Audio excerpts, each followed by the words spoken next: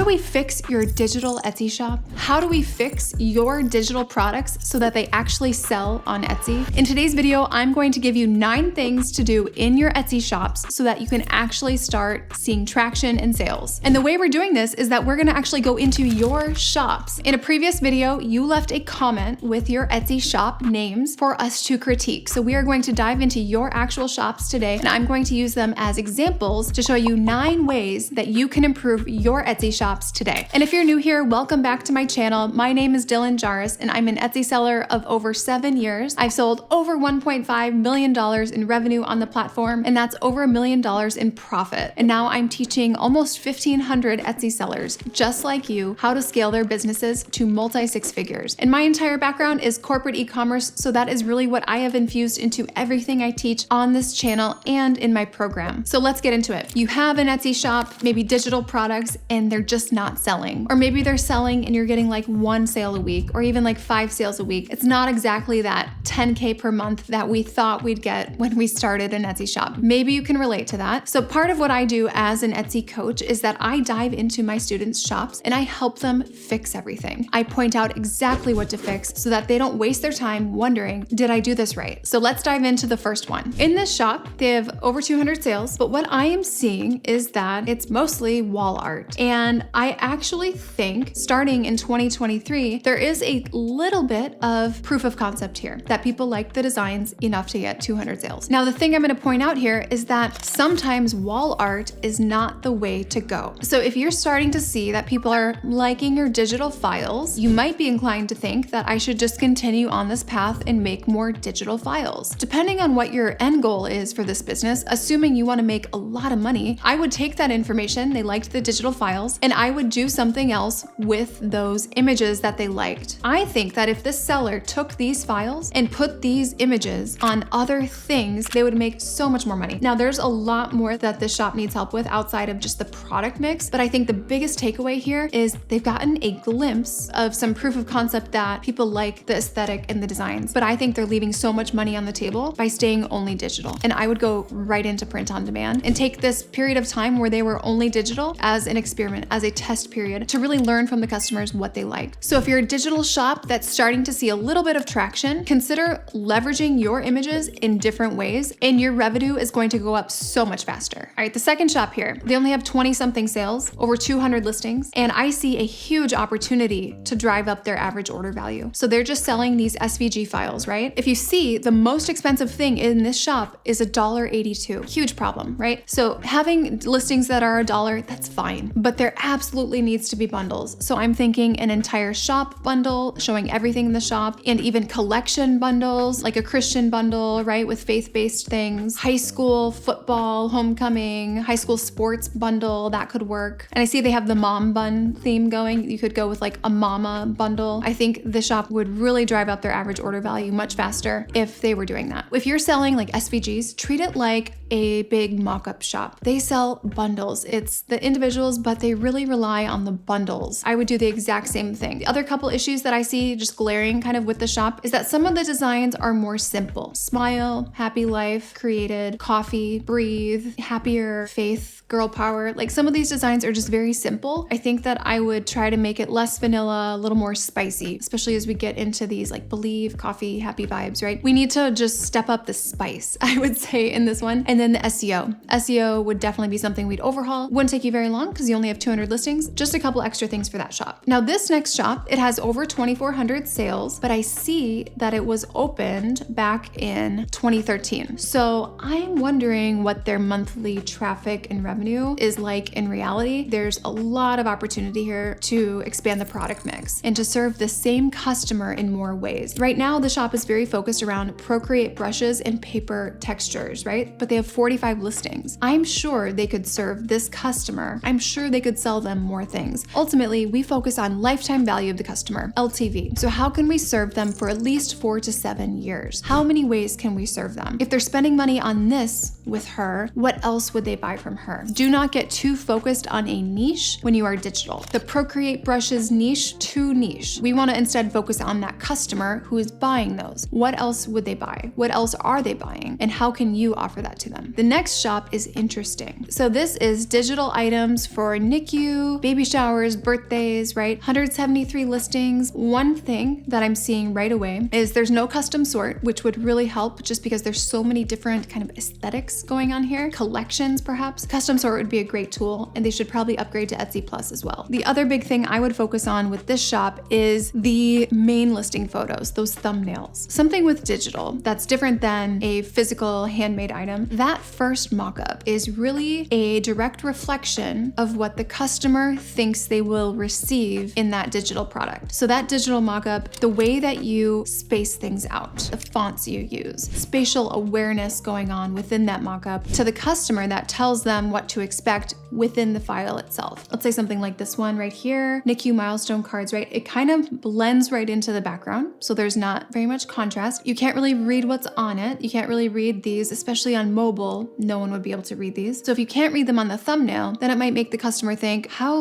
legible will these be when I get it and print it? If that listing photo doesn't reflect the quality of the product, specifically with digital, then you need to definitely focus more on the listing photos, because you don't want people to have the wrong preconceived notion about what the finished product would be. So what I would do is revisit my mockups, and I would remove about 50% of the words that are on my mockups. I would change the fonts there that are really tiny and hard to read. I think they are distracting and maybe detracting from the actual product itself. One way to think about this is maybe, let's say you're buying a resume template. That thumbnail image was spatially just off. Maybe the fonts were hard to read. Maybe it was just too many words in the wrong places type of thing. It would make me really hesitate to buy the actual resume template, because in buying a template, you are purchasing their expertise and their eye for design and layout. And that's why you're buying a template from someone else, because you don't want to have to figure that all out yourself. So if the listing photo doesn't reflect the quality of the final product, someone's not going to buy it. This is the biggest thing I would focus on if this was one of my students. All right, this shop is interesting. Spooky gift wrap, ADHD planner, digital postcards, right? Definitely a mix. There's really no brand identity, especially when you start at the top. Even with the name, right? I have no idea what they're selling. I don't know where they're located. I don't know who the person is. I know nothing about what to expect with the shop, what they want to be known for, no clue. So with the products then, it gets very jumbled very quickly. It's really not clear who this shop is selling to,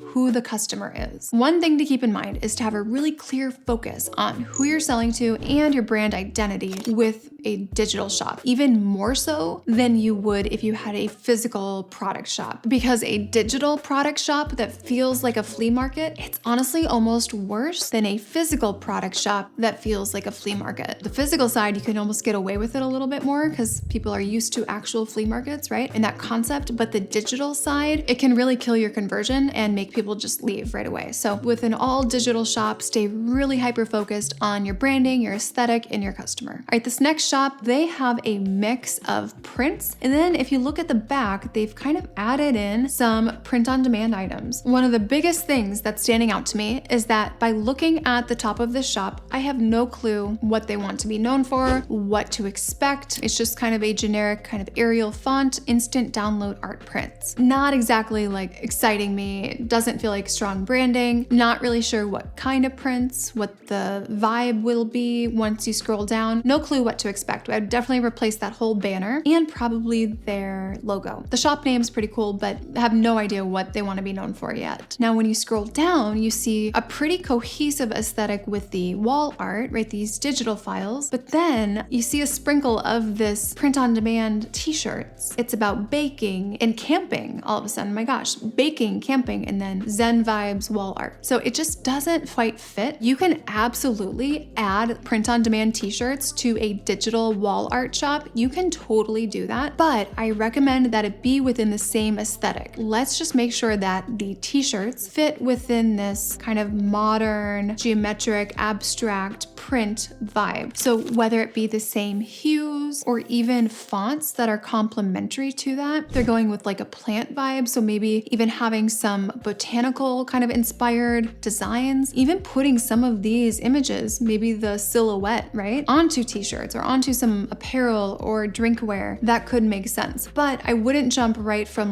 Zen, boho, abstract prints to baking cakes. If they want to add in POD, I think that's a great idea. And I would want to help them do it in a cohesive way so that it serves potentially the same customer in this shop. The next one, cards and templates for businesses. They only have 15 orders. The pricing strategy should be completely different if they only have 15 orders. There is no reason to be charging full price when you have like no customers. We need to establish your shop as a market leader with listings that are ranking at the top of search results as quickly as possible. So the faster we can get a brand new shop up to the first like 2 rows of search results, the better long term. And that's how you become one of those shops that people see, oh, this shop just launched this year and they have like 5,000 sales. That's how you do it. This shop definitely needs help with the pricing strategies. There's also a huge opportunity for the shop to bundle, specifically with these labels. The labels, I see they have the candle labels, but they could go totally down a rabbit hole with labels that could be pretty profitable. Something to consider with B2B customers is what is a need and what is a want. So labels for candles, right? That would be a need. That's how they would brand the product, right? That's essentially directly tied to the product. Now, the tissue paper, not as much of a need, right? They could make do with some tissue paper they find locally. Thank you cards, right? Not as much of a need, I would say. It's not as essential. They could make do with an insert that they already have. They could put in the packaging. But the candle labels, that's like an essential item. That's literally attached to the product. So that would be something they could easily expand upon, is doing product labels. Let's see what's sold in the shop. Okay, it's actually not the labels. Well, in that case, I wonder if these were friends and family or organic. That does make a difference. The box template seems like it's taking off most recently, so I would do this in a wider variety of ways, maybe not so pink and feminine, maybe testing out different styles of boxes, more gender neutral even. Just some recommendations for them. Pricing strategy, number 1, gotta update that. I believe they have an opportunity to get to 1,000 orders by the end of the year, but choosing this pricing strategy would prevent that. All right, this shop is interesting because this has a very cohesive aesthetic. It is very botanical. The colors, the hues all flow really well. And that is one of the reasons that this shop has gotten away with a variety of product types, because it's all within the same cohesive aesthetic. So you can see they have wedding invitations, they have phone wallpaper, they have scrapbooking paper, and then they have wall art. So it is a wide variety of product types, but it all has a very cohesive aesthetic. Based on this, if I was working with this owner, Julia, I would say, what's your goal? How fast do you want to get there? And then I would probably want to take her down some print on demand ideas. I can tell she has a good eye and she could add them into her existing shop, which is to me a no-brainer. And it's not t-shirts, okay? So it's not t-shirts, but I would say this person has big opportunity because she's got a good eye. Now we have a shop with files. So embroidery files and digital art. I'm seeing a lot of the white background. This is a very like Amazon-centric approach, having that white background, but it doesn't do as well on Etsy. I would recommend definitely changing out the photos. What I would do is I would show these in a more trendy way. So I would be putting these mock-ups on things like an oversized Gildan sweatshirt. Girl out on the sidewalk, right, with her actual Starbucks. I would be doing something like that for the coffee one. For maybe the embroidery one, when the monogram with the frame, I would maybe put it on a mock-up of one of those like Lululemon crossbody bags. I would probably do something like that. That's gonna put this in front of a trendy customer who's willing to pay more. They can visualize this, right? With some of the teacher files, I might put this on kind of the pocket area of a quarter zip that a